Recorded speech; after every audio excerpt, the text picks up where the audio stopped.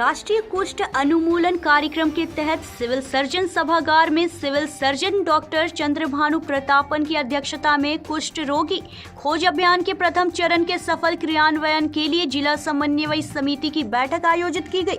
Civil surgeon ने बताया कि धनबाद जिले में कुष्ठ रोगी खोज अभियान 28 अगस्त से 13 सितंबर 2024 तक चलाया जाएगा। जिले में लगभग 5,02,02 घर है, जिसमें सहिया एवं पुरुष कार्यकर्ता द्वारा घर घर जाकर सघन जांच की जाएगी। साथ ही प्रचार प्रसार के माध्यम से कुष्ठ रोग के बारे में लोगों को जागरूक किया जाएगा। उन्होंने बताया कि सहिया एवं पुरुष कार्यकर्ता द्वारा प्रतिदिन 20 घरों में जांच की जाएगी। जिले में सघन जांच के लिए 2,261 टीम बनाई गई है। वहीं अभियान को सुचारू रूप से संपन्न कराने के लिए 444 पर्यवेक्षक नियुक्त किए गए हैं। सिविल सर्जन ने बताया कि सभी प्रखंडों में कार्यरत कर्मी माइक्रो प्लान के अनुसार प्रतिदिन कार्य करेंगे। साथ ही प्रतिदिन का प्रतिवेदन प्रखंड मुख्यालय में जमा करेंगे। नमस्कार, आप देख रहे हैं न्यूज़ इंडिया 24। मैं हूं आपके साथ पंकज सिन्हा। आज हम धनबाद के सिविल सर्जन कार्यालय में बैठे हुए हैं डीएलओ मैडम के पास। वो इसलिए कि कुष्ठ रोग के उन्मूलन के लिए एक अभियान चलाया जा रहा है राज्य सरकार की तरफ से, और आज उसके निमित्त एक प्रेस वार्ता भी रखी गई थी। हम जानेंगे डीएलओ मैडम से कि भाई कौन कौन से कदम उठाए जा रहे हैं। हमें ये नहीं भूलना चाहिए कि वर्षों पहले मदर टेरेसा ने जो अभियान शुरू किया था, आज भी वो जारी होनी चाहिए। क्योंकि जारी इसलिए होना चाहिए क्योंकि आज भी बहुत से कुष्ठ रोगी हैं जो समाज में अपेक्षा के शिकार हो जाते हैं, और ऐसे में हर सरकार का ये दायित्व है कि ऐसे लोगों को ढूंढ करके उनके उपचार और उनके रख रखाव पर विशेष ध्यान दे, क्योंकि वो अपेक्षाकृत व्यक्ति अपने ही जीवन से घृणा करने लगते हैं। मैडम, आज क्या संकल्प लिया गया है? आज हम लोग प्रेस मीडिया किए हैं, और कल से हमारा जो है एलसीडीसी प्रोग्राम जो लेप्रोसी केस डिटेक्शन कैंपेन है वो होने वाला है। 28 अगस्त से 13 सितंबर तक होगा।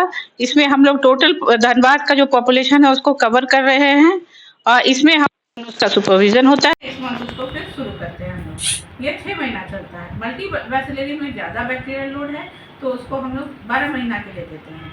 इसके बाद अगर इन लोग का ट्रीटमेंट कंप्लीट हो जाएगा तो इन लोग को हम लोग पर महीना इन लोग को 500 रुपया खाने के लिए भी देंगे, फूड सप्लीमेंट के रूप में। अभी भारत सरकार ये भी किए हुए हैं। तो इसी को लेके हम लोग चाह रहे हैं कि जैसे पहले लोग मानता था कि लेप्रोसी के नाम से ही लोग डरता था कि ये कौन बीमारी है, पूर्व जन्म का पाप है कि क्या है, लेकिन अभी वैसा नहीं है। जैसे टीबी होता है एक बैक्टीरिया से, वैसे लेप्रोसी भी एक बैक्टीरिया से होता है। एक साधारण बीमारी है जो दवा खाने से एकदम बिल्कुल ठीक हो जाता है।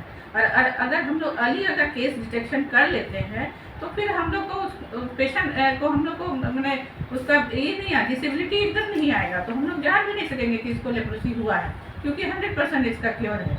और 100% क्योर हो जाएगा तो सोसाइटी में साथ में रह सकता है, और सोशल स्टिग्मा और डिस्क्रिमिनेशन भी नहीं होगा उसके लिए ना। उसको आइसोलेशन में कोई कॉलोनी में गांव से बाहर रखना पड़ेगा। तो ये सब सारा हम लोग चाह रहे हैं कि जितना जल्दी हम लोग सोसाइटी को मेन स्ट्रीम में लाएँ लेप्रोसी अफेक्टेड पर्सन को। तो यही हम लोग का मेन मकसद है।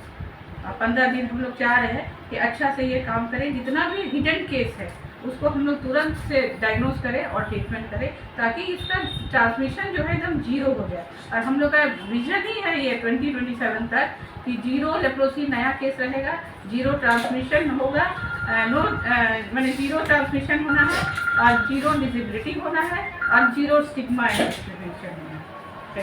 चलिए, बहुत अच्छी बात है।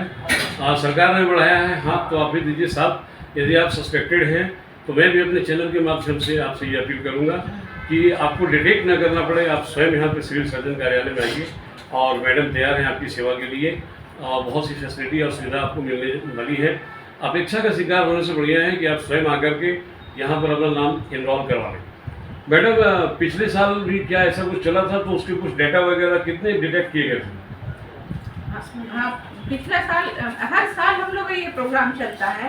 1 जनवरी में जो चलता है वो स्पर्श रहता है। उसमें है कि हम लोग अवेयरनेस करते हैं, गांव-गांव में जाके प्रचार प्रसार के द्वारा अवेयर करते हैं कि ये स्पर्श उसका बीमारी नहीं है, साधारण बीमारी है, इसमें आप लोग आगे आइए, अपना इलाज कराइए। तो ये भी 14 दिन तक चलता है, 14 से 15 दिन तक का। और फिर एलसीडीसी फिर चलाना चलता है। तो पिछला साल जो हम लोग किए थे वो लगभग 400 के करीब था। 400 के करीब पूरे धनबाद में हाँ केस मिला था, जिसका ट्रीटमेंट भी चला और ट्रीटमेंट चलने के बाद उसका मतलब ये हो गया, RFT हो गया। तो उसको हम लोग फिर अगर विकलांग किसी को है तो फिर हम लोग उसको RCS के लिए भेजते हैं। RCS जो है आफ्टर ट्रीटमेंट अगर उसका ये विकलांगता नहीं ठीक होता है तो उसको फिर हम लोग काउंसलिंग करके, हमारे यहाँ 2 सेंटर है, एक टाटा स्पर्श और एक निर्मला गोविंदपुर, तो दोनों जगह ऑपरेशन होता है। और उसमें ऑपरेशन के बाद हम लोग उसको ये जितना लॉस हुआ है उसको वर्क के लिए, उसमें हम लोग भारत सरकार की तरफ से 12,000 रुपया मिलता है उसको ऑपरेशन करने के बाद।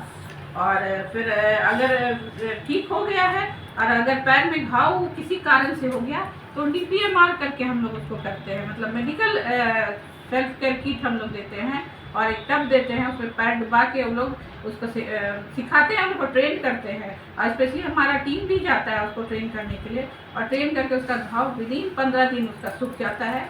फिर उसको हम लोग माइक्रोसेलुलर चप्पल देते हैं जिससे वो चलेगा, तो फिर कांटा या कुछ पत्थर उसको गड़े नहीं, ताकि उसका पैर सुरक्षित रहे। चलिए, बहुत बहुत धन्यवाद।